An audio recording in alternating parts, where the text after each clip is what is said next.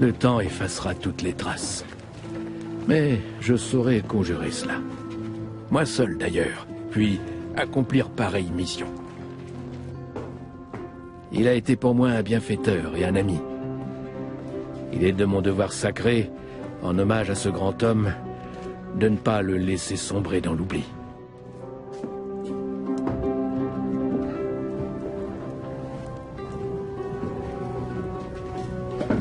Bien des années se sont écoulées depuis ce mémorable jour de Noël où Charlemagne, mon roi, a été couronné empereur à Rome. Laudamus te, benedicimus te, adoramus te, glorificamus te. Le 25 décembre de l'an 800, Charlemagne est couronné empereur. Alors, à l'apogée de sa puissance, il règne sur un empire qui s'étend sur la majeure partie de l'Europe occidentale. Vive l'empereur! Charlemagne est le souverain le plus puissant de son temps. Même le pape lui témoigne une déférence mêlée de crainte. Victoire! Vive l'empereur! Vive l'empereur! Vive l'empereur!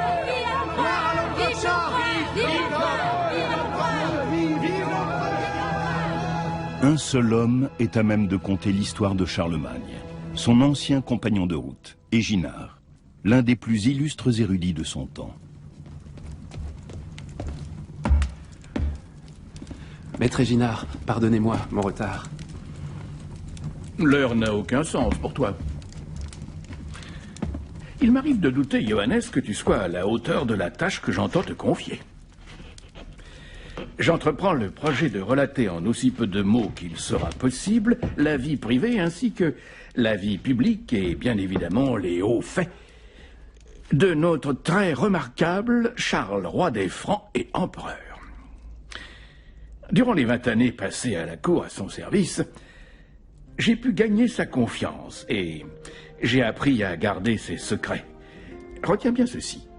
Tout ce qui ne sera pas consigné par écrit, tu devras absolument le garder pour toi.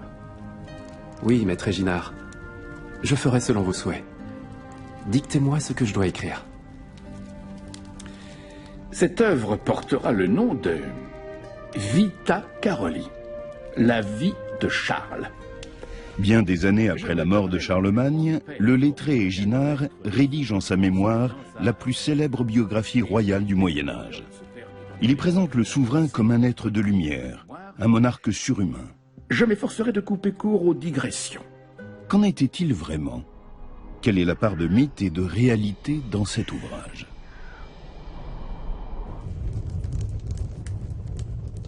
L'histoire débute en des temps troublés.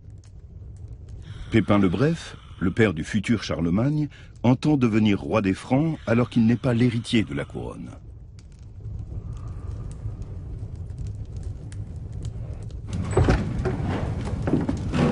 Le jour se lève, Seigneur. Vous aurez veillé toute la nuit.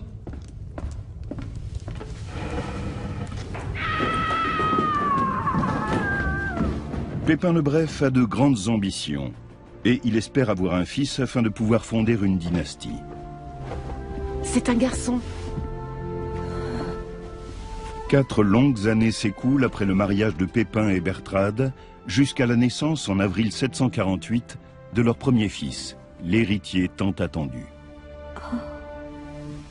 Va annoncer la nouvelle à ton Seigneur.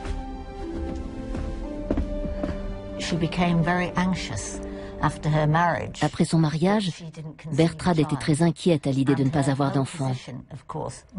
Son statut, et surtout celui de son époux, dépendait de la naissance d'un fils. On dit qu'elle priait désespérément pour être enceinte. Puis elle a donné naissance à Charles. J'imagine qu'à ce moment-là, elle a dû ressentir un formidable sentiment de soulagement. Seigneur, c'est un garçon adorable, en pleine santé. L'avenir des Francs est en marche à présent. Mon fils sera baptisé du nom de Charles en l'honneur de mon père. Je suis sûr qu'il sera un grand homme. Que Dieu bénisse le futur roi des Francs. Le royaume des Francs, composé d'une multitude de principautés, est régi depuis des générations par les Mérovingiens. Toutefois, Pépin le Bref, qui fait partie de la dynastie des Pépinides, dispose de bons arguments pour convaincre les princes de l'aider à renverser la dynastie des Mérovingiens.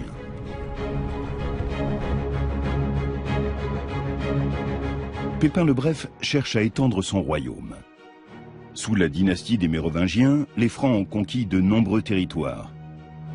Des parties de la France actuelle viennent s'ajouter aux régions de colonisation originelles situées sur les rives du Rhin et de la Moselle.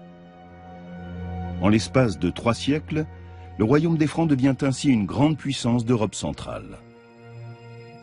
De votre côté, abbé Burkhard, que vous a-t-on dit? J'ai entendu toutes sortes d'échos contradictoires. Je ne sais si l'on peut s'y fier. De Neustrie vient une rumeur qui dit qu'en Bourgogne et en Alémanie, des princes veulent rejoindre les rangs de Pépin le Bref, notre roi. Je vous remercie d'être venu aussi promptement. Le nombre des transfuges ne cesse d'augmenter. Le roi Childéric n'a désormais plus que de rares partisans. Il n'y aura bientôt plus aucun obstacle à mon triomphe. Seulement, sans un puissant allié prêt à prendre mon parti, les opposants n'accepteront pas la défaite. Abbé Fulrat, abbé Burkhard, que diriez-vous d'une mission à Rome?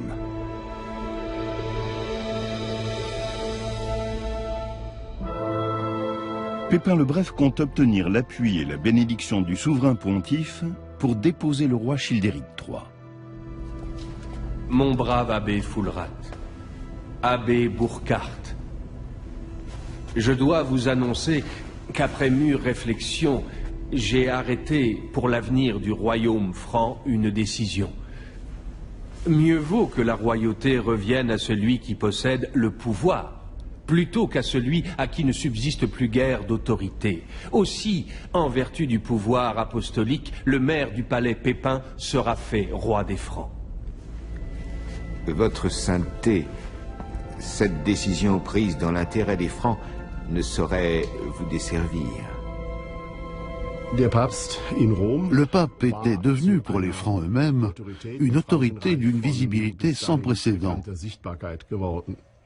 Il semble que Pépin le Bref ait éprouvé la nécessité de trouver en dehors de la noblesse et de l'épiscopat franc une instance pour légitimer et affermir ses ambitions politiques. Il n'avait guère d'autre choix que de se tourner vers le pape. Ainsi fut fait selon les ordres du pontife romain et le père de Charles, Pépin, fut élevé au rang de nouveau roi des Francs. Quant au dernier souverain mérovingien, Pépin lui fit raser la tête et il lui imposa de finir ses jours cloîtré dans un monastère. Retourne donc à ton pupitre, Johannes. Cela faisait longtemps que les rois mérovingiens n'exerçaient plus le pouvoir. Ils n'avaient plus de roi que le nom. Ils arboraient fièrement le cheveu flottant et la barbe longue, et une fois sur le trône, ils jouaient à gouverner. Pépin allait continuer à procéder avec une grande habileté. Il fit la promesse au pape de défendre Rome contre tous ceux qui la menaceraient. Il prit ainsi le rôle de protecteur de l'Église. En contrepartie, Pépin reçut, ainsi que son fils Charles et son deuxième fils, qu'il nomma Carloman, l'onction papale qui sacre les rois.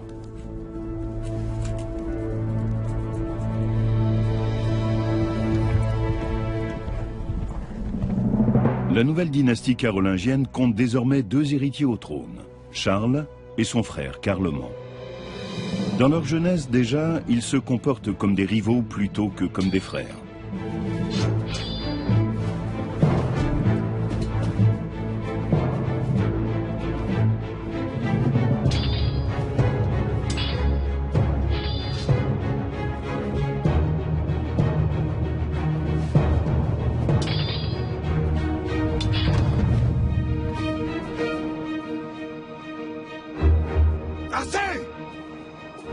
Cessez immédiatement! Carloman, le cadet, est plus adroit et remporte souvent les duels qu'il se livre. Charles ressent certainement ses défaites comme une humiliation.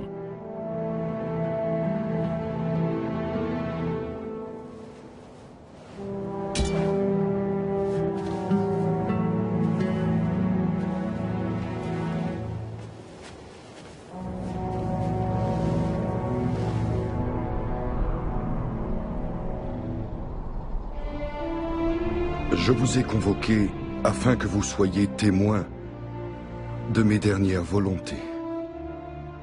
Je veux partager équitablement le royaume franc entre mes deux fils. Je vous en conjure, soyez-leur aussi fidèles qu'à moi. Accordez-leur votre loyauté. J'ai divisé le royaume ainsi.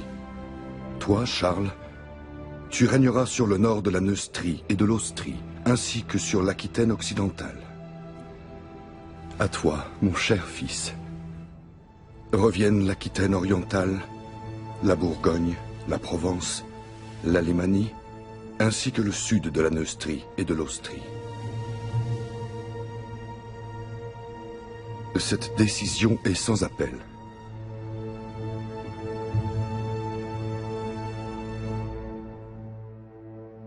De prime abord, le partage du royaume semble équitable.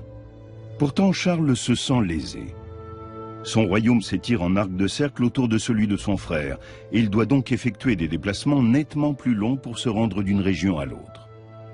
La répartition voulue par Pépin est assez bizarre, puisque le partage n'est pas cohérent géographiquement. Les territoires de Charlemagne entourent les territoires de Carloman. Ils ont eu chacun une partie de l'Aquitaine. L'Aquitaine était depuis les temps mérovingiens une région très prisée. Ce partage très bizarre avait certainement aussi pour raison d'être de forcer ses fils à s'entendre, ce qu'ils n'ont pas su faire, ce qu'ils n'ont pas voulu faire. Il y a certainement une rivalité pour le pouvoir suprême. La basilique de Saint-Denis abrite la nécropole de nombreux souverains francs et français depuis Dagobert Ier. Sous ces gisants de marbre blanc reposent côte à côte Pépin le Bref et son épouse Bertrade.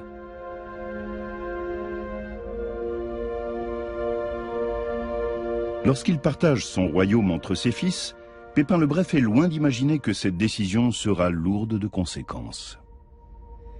À la mort de Pépin le Bref, chaque frère régna sur la partie du royaume qui lui avait été attribuée par son père. Imagine un peu, ils choisirent le même jour pour les deux couronnements. Seulement, chacun d'eux avait choisi une église se trouvant dans sa partie du royaume. Et ensuite, eh bien, l'entente entre les deux frères finit de se dégrader et la paix ne fut maintenue qu'à grand-peine. Quand les festivités furent terminées, Charles et Carloman s'engagèrent dans la lutte pour l'hégémonie. Ah, mais n'était-ce pas aussi les femmes qui, à leur habile façon, semaient en la discorde?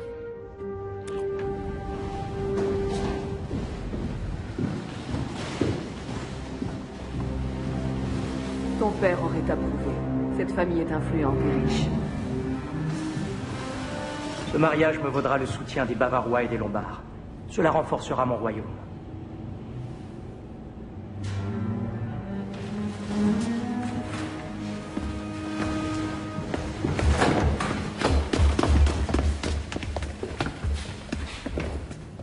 Je vous donnerai vite des nouvelles. Que Dieu te bénisse, mon fils.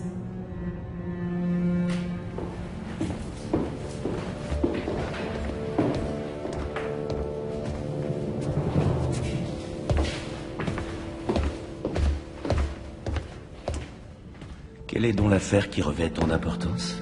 Quelle force mon frère à nous rendre visite? Ne sois pas si hostile, Charles. Et réfléchis bien à ceci. Tu as beau être souverain, le pouvoir ne t'est pas acquis. Tant que tu es de mon côté, mère, je n'ai pas à craindre mon jeune frère. Je te soutiendrai toujours, mon fils aimé, tu le sais bien. Mais ne sous-estime pas ton frère. Il a des alliés puissants. Les relations entre princes étaient souvent complexes et tendues. Dans le cas de Charlemagne et Carloman, c'était indéniable.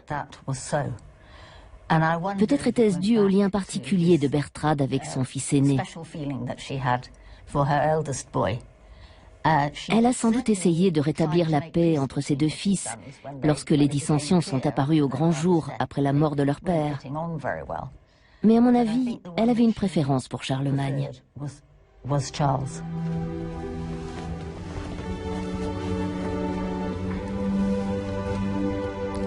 Mon cher roi, ne crois-tu pas qu'un héritier viendrait à point nommé? Quelle infamie si, dans ce domaine, ton frère venait à te devancer. J'ai une nouvelle qui peut t'intéresser. J'ai surpris une conversation dans laquelle Carloman disait qu'il aurait bientôt une épouse.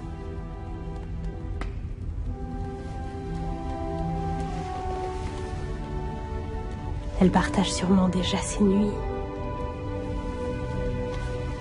Tais-toi.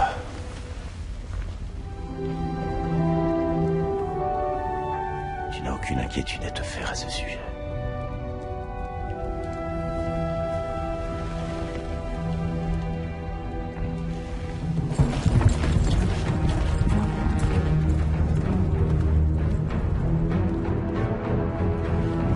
Seigneur, j'arrive des environs de Duasdif. Aucune trace de l'armée de votre frère, nulle part. Ma monture!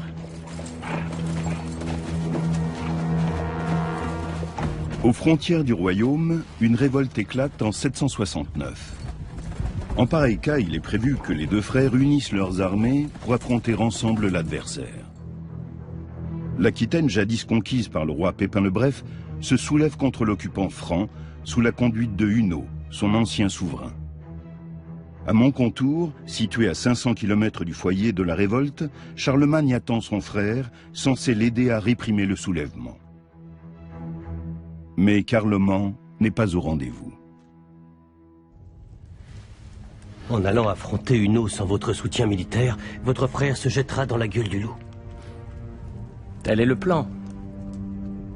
Il fera front seul, comme le lui commande son honneur, et celui de feu notre père. Et qu'avez-vous l'intention de faire quand Charles aura perdu la bataille?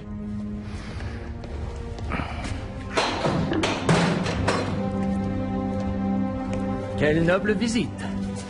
Mais que me vaut l'honneur? Aussi loin que remonte notre histoire, les rois francs ont fait front commun. Nous avons juré fidélité à cette loi sacrée. Ne t'en souviens-tu pas? Puisque cette loi te semble si sacrée, fais comme moi, mon cher frère. Renvoie tes soldats chez eux. Tu veux peut-être que nos sujets aient une raison de rire de nous. Tu m'avais promis ton soutien. N'as-tu pas de parole? Ma foi, j'ai bien réfléchi et je me suis ravisé. À ta santé, mon frère. Tu surmonteras bien cet outrage. Ignoble traître. Tu vois, Charles, tu pourrais me tuer, tu en as la force. Ce qui te manque le plus, c'est le courage.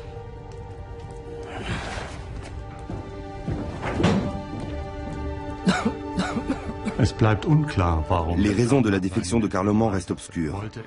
Avait-il l'intention de placer son frère en position délicate? Avait-il scellé une alliance avec les Aquitains? Peut-être de vieilles hostilités opposaient-elles encore les deux frères. Quoi qu'il en soit, les sources existantes ne sont pas claires à ce sujet. Ce qui est certain en revanche, c'est qu'à la suite de cette discorde, Charlemagne a dû faire front tout seul. Charlemagne tombe dans le piège tendu par son frère. S'il renonce au combat, ce sera un aveu de faiblesse de sa part. Mais affronter seul l'adversaire représente un risque considérable, car Charlemagne ne peut se permettre une défaite. Un roi ne reste roi que si la fortune des armes, et par là même Dieu, lui est favorable. Peut-être Charlemagne s'engage-t-il avec assurance dans cette aventure, car il dispose d'armes et de techniques tout à fait novatrices pour l'époque. C'est en tout cas ce que laisse penser un précieux document conservé à la bibliothèque de l'abbaye de Saint-Gall, l'une des plus anciennes et plus vastes bibliothèques monastiques au monde. Cette magnifique salle de style baroque abrite notamment un manuscrit de l'époque carolingienne, le Psautier d'or, un précieux ouvrage enluminé.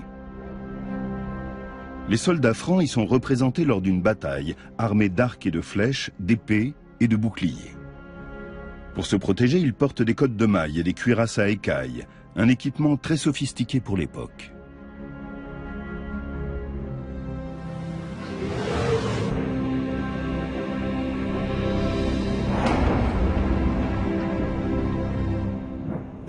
L'armée de Charlemagne était extrêmement bien équipée. Et surtout, ce que l'ennemi voyait en premier, c'était les guerriers en armure, qui étaient terrifiants. Une équipe de chercheurs va réaliser une expérience afin de déterminer la vitesse et la force de pénétration d'une flèche au moment où elle frappe une armure. À cette fin, la flèche sera filmée au moyen d'une caméra à haute vitesse.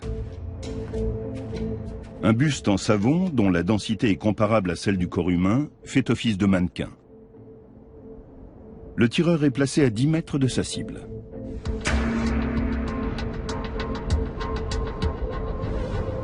La caméra filme la trajectoire de la flèche à 3000 images par seconde. Jusqu'au moment où elle frappe le buste. Quelle est la vitesse de la flèche? D'après nos calculs, elle atteint 45 mètres à la seconde, ce qui correspond à 162 km/h. C'est rapide.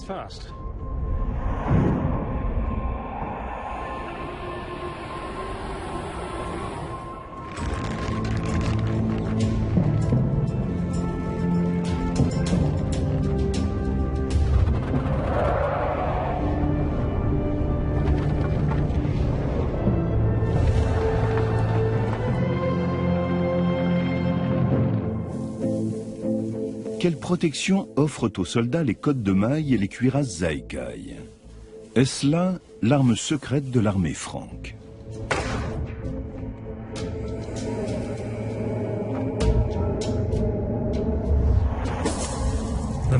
La cotte de maille était la protection la plus répandue à l'époque.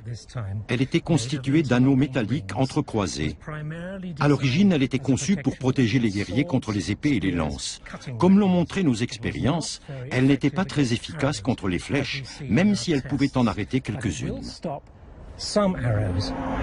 Portée seule, elle ne suffit pas à arrêter une flèche. Mais elle absorbe si bien le choc que la pointe de la flèche est ensuite aisément amortie par le pourpoint, porté sous la cotte de maille. Les cuirasses Zaïkai, en revanche, offrent une protection remarquable, car elles font ricocher les flèches. L'armée de Charlemagne, organisée en colonnes sur plusieurs rangs, s'engage en territoire aquitain. Galvanisés par la détermination sans faille de leur chef, les Francs se lancent à l'assaut des unités ennemies.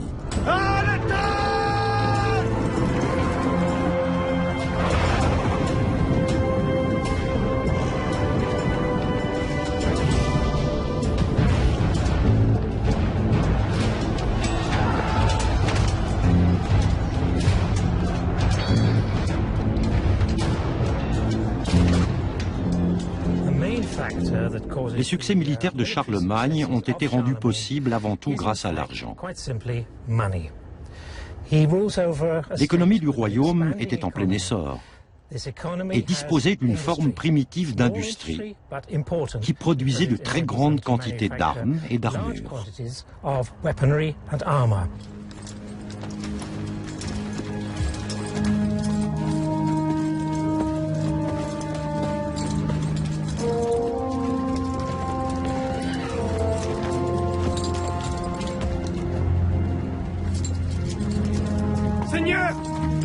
Seigneur, vous avez un fils. Votre épouse vous a donné un fils. Nous avons un héritier. Nous serons les Francs, toujours vainqueurs.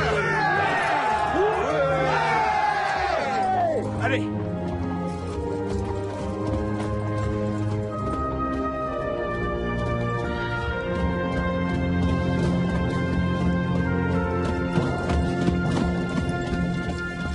À l'issue de cette victoire, Charlemagne se déclare seul souverain d'Aquitaine.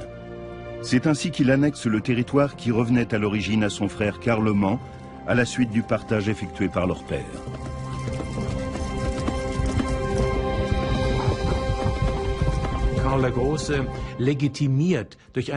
Grâce au succès de cette campagne, Charlemagne légitime son pouvoir.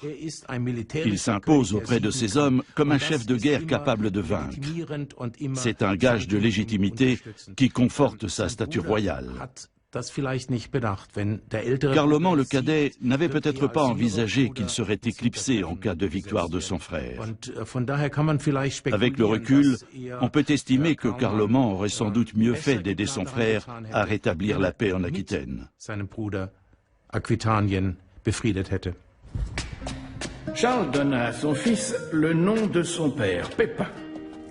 Il était évidemment très heureux d'avoir pris cette avance sur son frère et de pouvoir montrer par ce geste sa suprématie. Seulement, à peine quelques mois plus tard, se produisit une ignominie. Carloman eut lui aussi un garçon comme premier-né et lui donna également le nom de Pépin. C'était une grave provocation envers son aîné. Il faut savoir que durant tout ce temps, Charles a enduré la jalousie et l'hostilité de son frère avec une telle patience que cela finit par attirer l'attention. Ouais, beaucoup de personnes s'attendaient à le voir en colère et ne comprenaient pas qu'il puisse garder son calme. Il ne rendait de compte à quiconque, il réglait ses affaires à sa manière. Jusqu'au jour où il devint clair que sa mère Bertrade s'était également mise en tête de régler ses affaires, mais à sa manière à elle.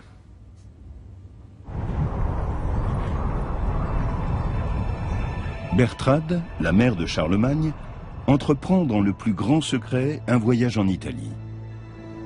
Son but, Pavie, où se trouve le palais de Didier, le roi des Lombards. Bertrade entend forger une alliance avec l'ancien ennemi des Francs et asseoir ainsi le pouvoir de Charlemagne. Les sources nous livrent peu d'informations sur le rôle des femmes à cette époque. Dans le cas de Bertrade, on constate néanmoins qu'elle impose une domination inhabituelle et que c'est elle qui tire les ficelles dans le domaine politique. Honorable Bertrade.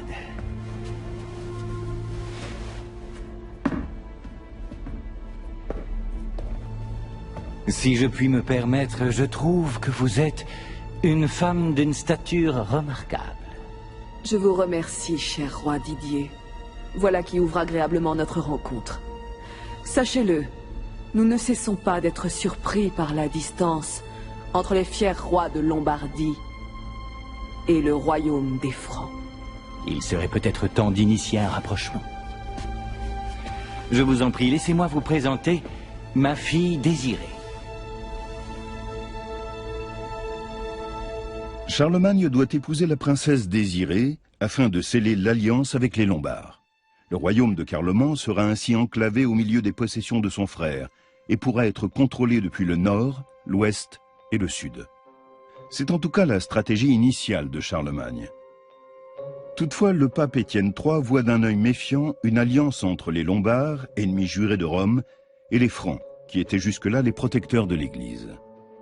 Le pape voit même dans la manœuvre de Bertrade la main du diable. Il décide d'écrire sur le champ au roi des Francs. Dès le paradis, Satan a agi par l'entremise d'une femme. Quand il a voulu que la loi divine soit violée, une fois encore, il recourt au même stratagème. Cette idée de mariage lui a été soufflée par le démon. Le noble et sublime peuple franc ne peut certainement pas se compromettre en s'unissant à ces Lombards perfides. C'est au nom de Saint-Pierre lui-même que je conjure Charles, roi des Francs, par l'épouvantable jour du jugement dernier, de renoncer à épouser la fille du roi de Lombardie. En dépit de l'opposition du pape, Bertrade parvient à ses fins. Charlemagne répudie sa femme, Imiltrude, qui, comme le veut la coutume en ces temps-là, est bannie et envoyée dans un couvent pour le restant de ses jours. On sait malheureusement peu de choses à son sujet. On ignore notamment de quelle famille elle était issue, même si on peut supposer que cette famille n'était pas très puissante. En effet, on n'a pas connaissance de protestation à la suite de cette répudiation, alors même que Imiltrude avait donné un fils à Charlemagne. Ce fils prénommé Pépin deviendra Pépin le Bossu. Après la répudiation de Imiltrude, on ignore ce qu'il est advenu d'elle, car les sources passent cette question sous silence.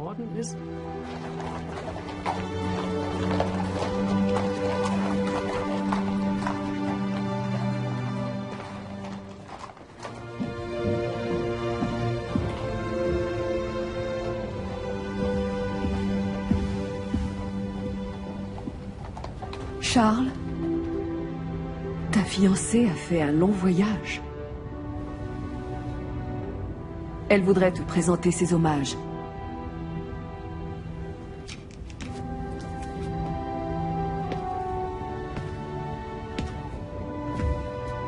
J'espère que vous avez fait bonne route.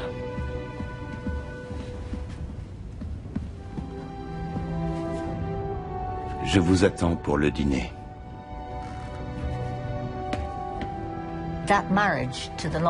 Ce mariage avec la princesse lombarde promettait d'être utile.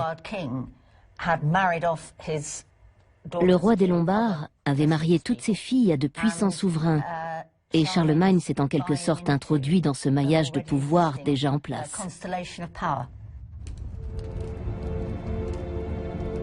Carloman décide alors de prendre l'initiative.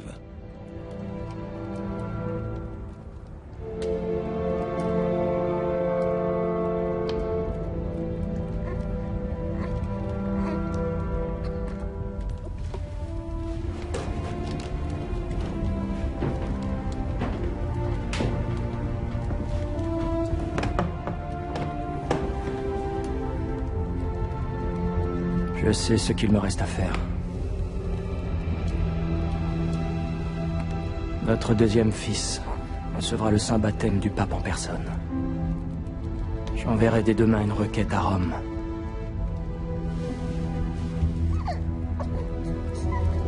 Il n'y a aucune raison que sa sainteté n'y consente pas. Vous pourrez sceller une nouvelle alliance puissante.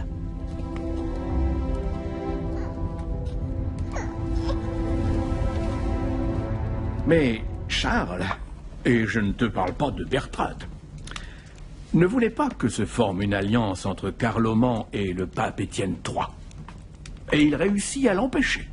Ou plutôt, sa mère, devrais-je dire. Une fois de plus, Bertrade tira les ficelles et intrigua à sa manière. Tant et si bien que le pape finit par se ranger à son avis.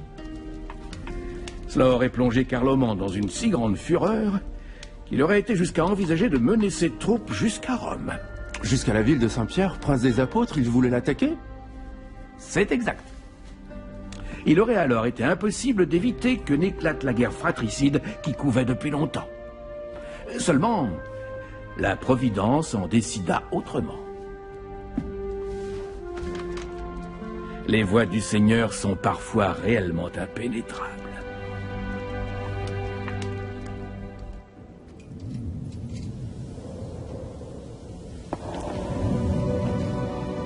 C'est le destin qui empêchera une guerre fratricide.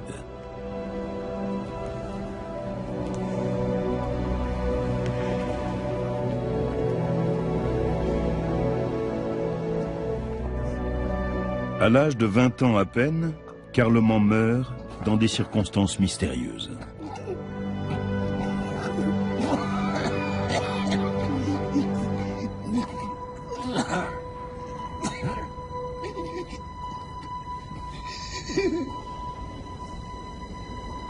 La mort de ce frère détesté ouvre à Charlemagne des perspectives insoupçonnées.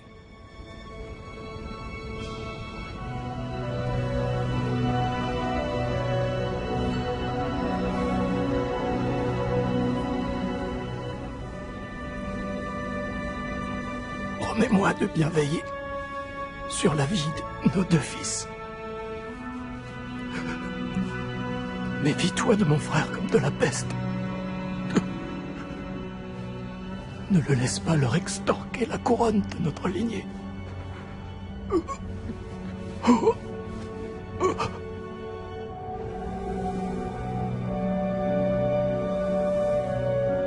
Charlemagne se proclame bientôt seul monarque du royaume franc.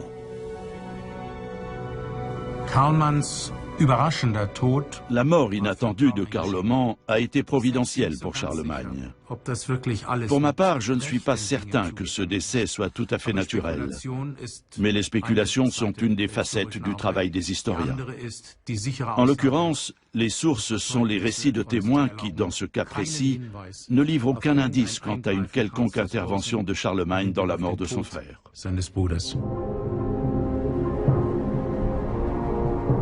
Gerberge, la veuve de Carloman, met en œuvre un plan audacieux. Afin de soustraire ses fils à l'emprise de Charlemagne, elle décide de franchir les Alpes et de se réfugier à la cour de Didier, le roi des Lombards.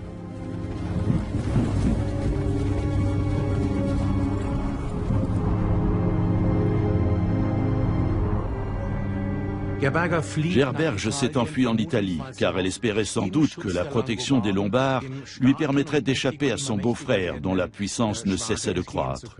Mais elle s'est trompée sur toute la ligne. 2 ans après, Charlemagne s'est lancé à la conquête du royaume lombard, et dès lors, tout espoir était perdu pour les héritiers de Carloman.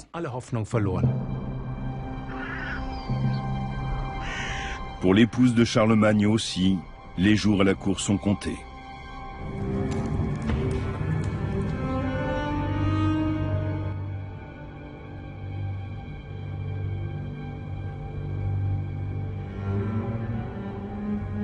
Où donc est ton épouse? Elle a partagé ma table trop longtemps. C'était une erreur. Je n'aurais jamais dû accepter ce mariage. Ta belle famille constitue un allié de choix. Elle nous apporte sa puissance. Que signifie cette attitude? Elle signifie que moi, Charles, roi de tous les Francs, prendrai désormais seul toutes les décisions importantes. Et que ta Lombarde va s'en aller retrouver son peuple infect. Charlemagne a renoué avec la politique de son père et s'est détourné de celle de sa mère. Mais nous ignorons quelle a été au juste son opinion à ce sujet jusqu'en 771. Ce n'est qu'à la mort de son frère Carloman, événement qui a bouleversé la donne, qu'il a disposé d'une nouvelle marge de manœuvre. Mais ne mesures-tu donc pas les conséquences de ton geste? Tu veux déclencher une guerre? Ça ne me fera pas reculer. Mon père ne s'est-il pas battu contre les Lombards parce que le pape réclamait son soutien? Ces temps-là sont révolus. L'heure n'est plus à la guerre. Elle est aux alliances. C'est là que tu te trompes. Quelle raison a poussé ma belle-sœur à fuir chez le roi Didier, à ton avis? Elle va lui demander son soutien. Elle est partie dans l'espoir qu'il l'aidera à faire couronner ses fils à mon insu. Je ne pense pas que ta belle-sœur ait ce dessein. La guerre, mère, est engagée depuis longtemps. Et cette fois, tu n'as plus voix au chapitre.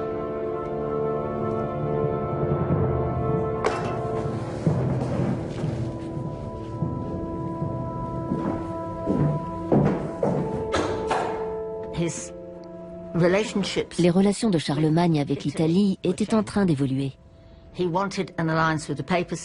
Il avait l'intention de sceller une alliance avec la papauté et donc de rompre avec les Lombards. De plus, il voulait se remarier avec une femme issue de l'aristocratie franque, ce qui était plus normal qu'un mariage avec une étrangère. Il projetait de s'unir à une famille puissante qui lui apporterait un soutien militaire et politique.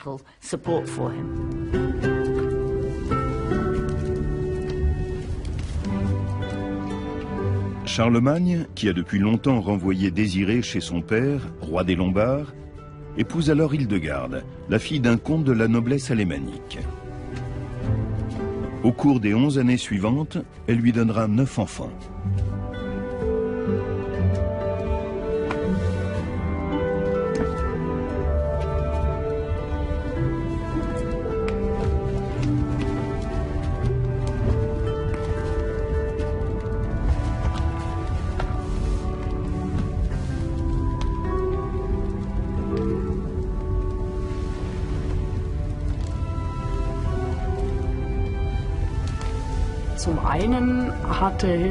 Hildegarde avait de la famille dans l'ancien royaume de Carloman. Son père est ainsi devenu un soutien majeur pour Charlemagne dans cette partie du royaume. Par ailleurs, Hildegarde, qui avait alors 14 ans, avait sans doute un charme tout particulier, car elle est parvenue à s'attirer les faveurs de ceux qui s'étaient opposés à son union avec Charlemagne. C'était une reine très appréciée qui a su s'imposer à la cour, pour autant qu'on puisse l'affirmer. Didier, le roi des Lombards, entend bien répondre à l'humiliation que lui a infligée Charlemagne. Il se rend à Rome auprès du pape pour y jouer sa dernière carte. Votre sainteté, je suppose que vous avez entendu parler des mésaventures des fils de Carloman. Vous parlez du fait que notre impétueux franc, sauf votre respect, a pris de court ces infortunés garçons en les précédant sur le trône? Charles a usurpé la couronne qui leur revenait. Et alors? Quel rôle croyez-vous que je puisse jouer dans cette partie? Votre sainteté, avec tout le respect que je vous dois, il n'y a que vous qui ayez le pouvoir de légitimer la couronne dont s'empare un souverain. Je vous en prie, sacrez chacun de ses enfants successeurs de Carloman. Ils sont ses fils. Oui, et on m'a averti également qu'ils étaient sous votre protection. Vous espérez peut-être en tirer quelque avantage. Fort bien. Je vais donc y réfléchir. Une telle décision demande du temps. En envisageant de faire reconnaître par le pape les fils de feu Carloman comme héritiers légitimes au trône, Didier a provoqué Charlemagne. Pour ce dernier, une telle provocation était intolérable, car il aspirait, depuis la mort de son frère, à être l'unique souverain du royaume des Francs. Le fait que le pape puisse conférer à d'autres prétendants un titre légitime au trône franc a certainement convaincu Charlemagne de passer à l'attaque.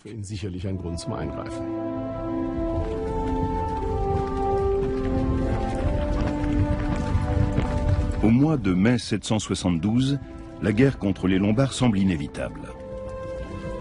Cependant, l'attitude de Charlemagne envers ses neveux irrite de nombreux princes du royaume.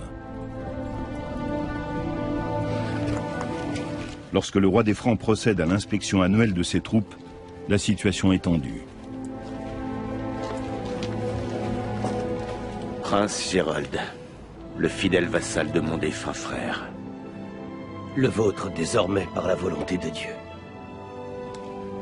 Et aussi mon nouveau beau-frère. Allons, venez. Nous n'avons pas de temps à perdre.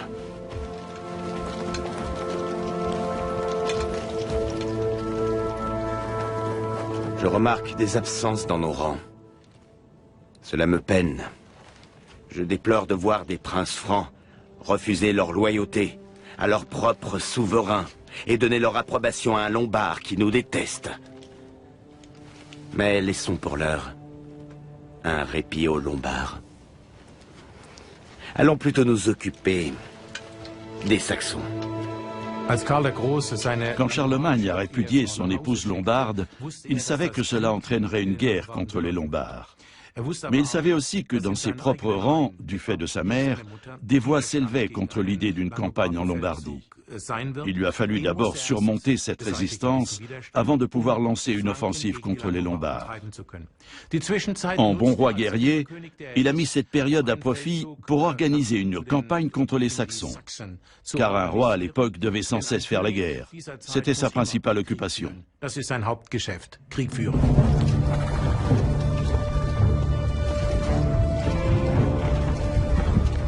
Pépin le Bref, le père de Charlemagne, a lui aussi combattu les Saxons en son temps. À présent, son fils reprend le flambeau. Les Saxons multiplient depuis des années leurs incursions dans le nord du royaume. Charlemagne se révèle plus radical que son père. En 772, il prend la décision de franchir la Vézeur pour pénétrer au cœur du territoire saxon. Faisant preuve d'une violence sans précédent, ses armées vont mettre à feu et à sang les villages de l'adversaire.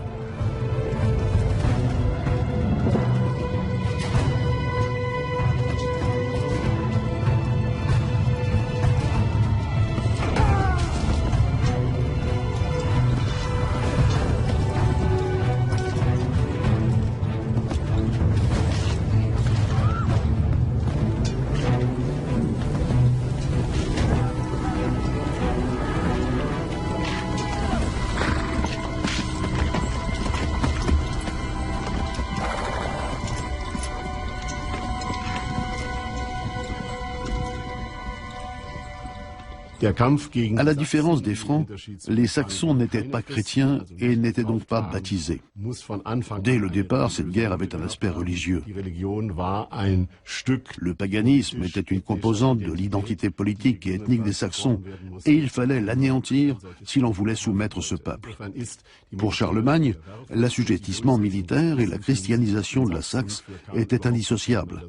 C'étaient les deux faces d'une même médaille. Qui étaient au juste les Saxons? Comment et où vivaient-ils? Dans le massif de l'Egegebirge, en Rhénanie-Westphalie, se trouve une curiosité naturelle, les Externsteine, d'imposants rochers qui auraient été un lieu de culte saxon. Jadis, les païens de Germanie honoraient leur divinité en sacrifiant des animaux. Mais ces cavernes ont-elles été utilisées par les Saxons du temps de Charlemagne? C'est l'hypothèse que cherche à vérifier le physicien Clemens Woda. À cet endroit, ça paraît bien. On va percer exactement là où la coloration est forte.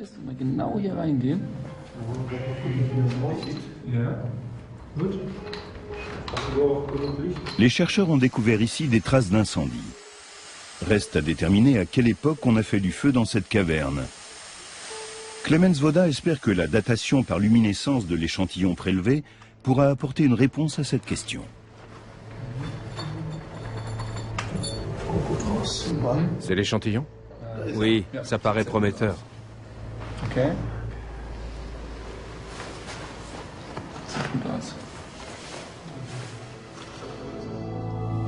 Il existe peu de documents relatifs aux rituels religieux des Saxons. On sait toutefois que dans tous les cultes païens, le feu était sacré, tout comme le sang des bêtes sacrifiées, avec lequel les prêtres tentaient d'apaiser la colère des dieux.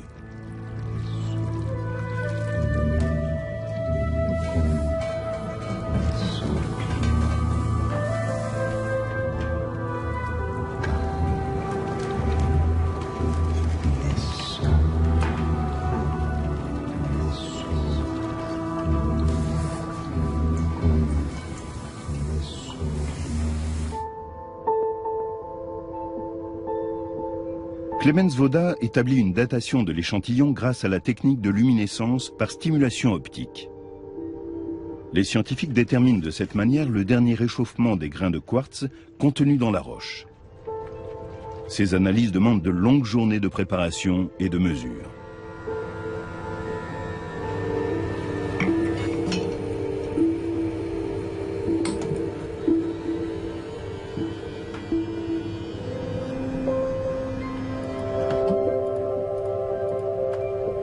Les résultats indiquent la présence de feu dans ces cavernes au cours d'une période comprise entre les 8e et 16e siècles, donc déjà au temps des guerres entre Francs et Saxons.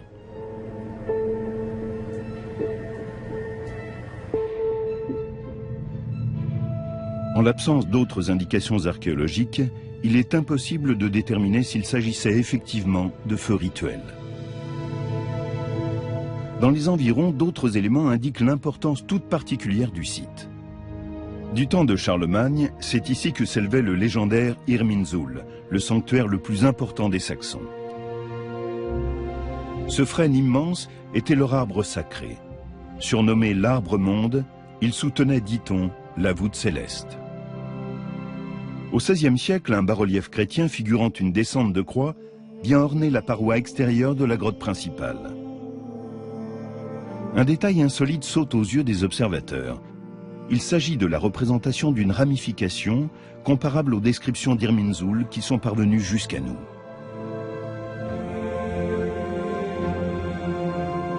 Ce bas-relief indique-t-il qu'ici se trouvait jadis l'illustre sanctuaire des Saxons? Cela expliquerait les efforts acharnés de Charlemagne pour soumettre ce territoire. Celui qui dominera ce sanctuaire dominera aussi les Saxons. C'est du moins ce qu'espère Charlemagne. Mais il ignore qu'il lui faudra livrer un combat de plusieurs décennies pour parvenir à ses fins.